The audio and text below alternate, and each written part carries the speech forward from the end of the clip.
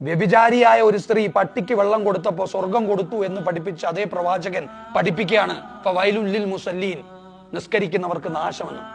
പഠിക്കണ്ടേ? അപ്പൊ ഇതെന്താണ്? യത്തീമിനെ പരിഗണിക്കാതെ നിസ്കരിക്കുന്നവന് നാശം എന്ന് പറഞ്ഞത്. യത്തീമാരാ? ഓർഫൻ, അനാഥകളെ പരിഗണിക്കാതെ എന്റെ മുന്നിൽ നീ വരണ്ട. മിസ്കീന്റെ ആഹാരം കൊടുക്കാൻ പ്രേരിപ്പിക്കാത്തവന്റെ നമസ്കാരം എനിക്ക് വേണ്ട, എനിക്ക് തരണ്ട നീ നിന്റെ നിസ്കാരം.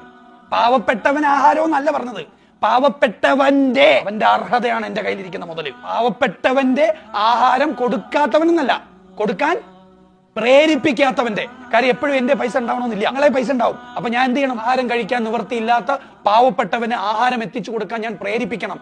ആഹാരം കൊടുക്കാതെ, ഓർഫനെ പരിഗണിക്കാതെ വരുന്ന പ്രാർത്ഥന ദൈവത്തിന് വേണ്ട. അതുകൊണ്ടാണ് പടച്ചോൻ പറഞ്ഞത് എന്താണ്? നിങ്ങൾ എന്നെ ആരാധിക്കണം. എങ്ങനെ ആരാധിക്കേണ്ടത്?